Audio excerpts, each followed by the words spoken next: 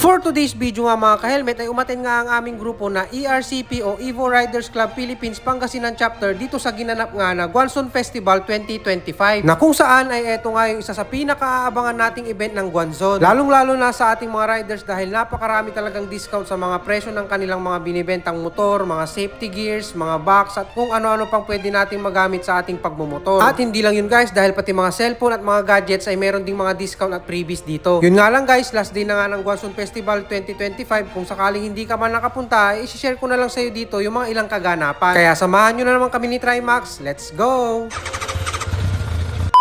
Ngayong araw nga guys ay atin nga ang aming grupo na ERCP o Evo Riders Club Philippines Pangasinan Chapter sa Guanzon Festival 2025. Bali guys, nag-umpisa nga pala yung event nung May 22. Kaso nga lang guys, yung pang last day na nga na slot yung kinuha namin dahil halos lahat ng membro namin dito sa grupo ay meron silang kanya-kanyang trabaho at linggo lang yung available nila.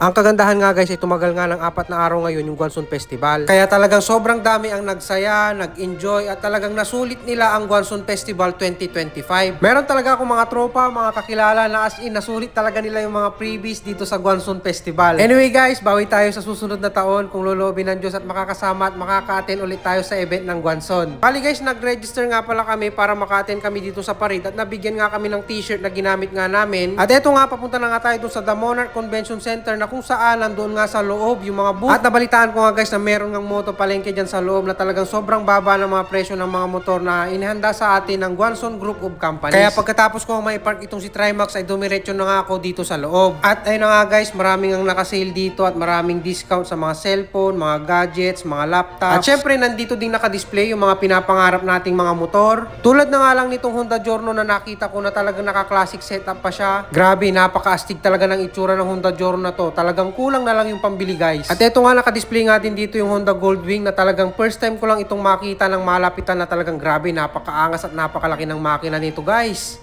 Nandito ding nakadisplay yung XADB na isa sa pinapangarap nga nating motor. Pero syempre hanggang pangarap muna tayo dyan guys dahil napakamahal ng motor na yan. Kung sakaling bitin sa budget, eto na lang, Honda ADB 350. O diba? Pagkatapos ko makita yung mga motor doon sa Honda, ay dumiretso nga ako dito sa booth ng Yamaha para makita nga itong NMAX Turbo. Na hanggang ngayon ay talagang gandang-ganda ako sa motor na yan. Syempre papahuli ba naman ng Yamaha sa big bike category, nandito din ang MT-09 na nakadisplay. Syempre sinilip ko na rin ang booth ng Kawasaki at Suzuki. Ano pat pumunta tayo dito kung hindi natin pupuntahan yung mga booth nila, diba? Kaya kahit hanggang tingin lang muna tayo ngayon guys ay kailangan masulit natin yung pagpunta natin dito sa Guanzon Festival 2025. At nandito nga rin pala sa event si Reed Motovlog na nakisaya sa mga pumunta dito at lalong-lalo na sa mga kapwa riders natin. Wow, ganun no?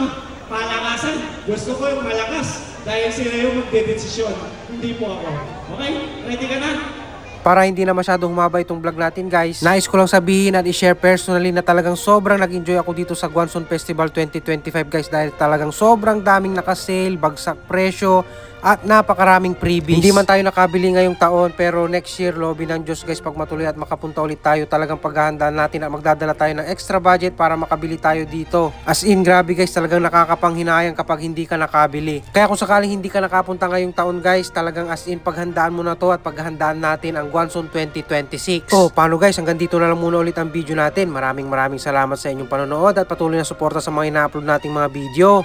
Ride safe lagi guys and peace out!